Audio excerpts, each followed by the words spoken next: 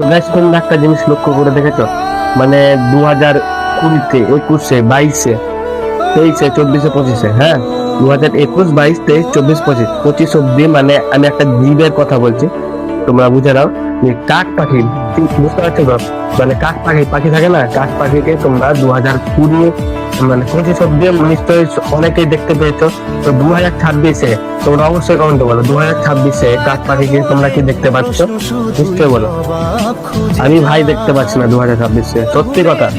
কাক পাখি আরো পাখি আছে, নাম বলছি বাবুই পাখি, মানে গ্রামীণ ভাষায় যেটা বলে চড়ুই পাখি, ঠিক আছে, সেটাকেও আর দেখতে পাওয়া যাচ্ছে না, প্রায় বিলুপ্ত হয়ে যাচ্ছে।